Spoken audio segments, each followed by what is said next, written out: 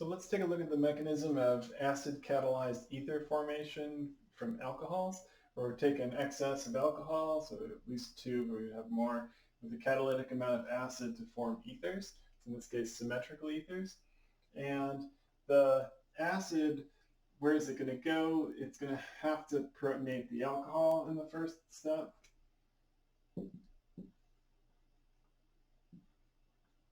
All right, so do a proton transfer to start this reaction.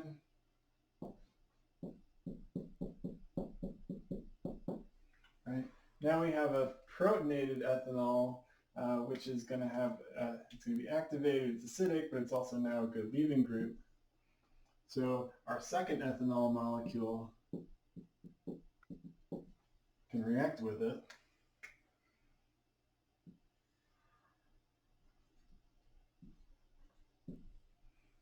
All right. So our first step was proton transfer. This is an SN2 step, right? That makes the most sense since this is a primary leaving group here.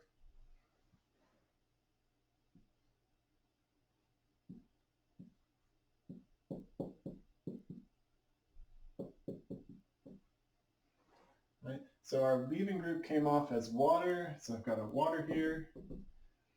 Our ethanol is attached now at the oxygen. So this oxygen bonded to this carbon, right? So our new bond from this blue arrow shows up here, right? Those two carbons. It brought the oxygen or the hydrogen along with it. So it's a protonated ether. It's not quite done yet, right? So now I can take probably another ethanol, or it could be the water. Let's do another ethanol.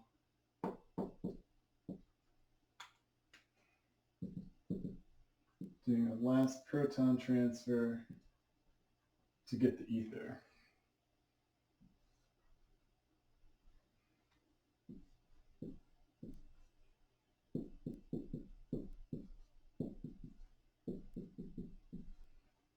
Right? So some water is generated in this reaction, and then the acid is regenerated, right? So this is still acidic, still have an H+, so it can go on and do another reaction. And I chose the ethanol to remove the hydrogen because generally this reaction would be done as basically a flask full of ethanol with a little bit of acid added. So there's a lot of ethanol around, so those proton transfers are likely to happen there. But that's it for this one.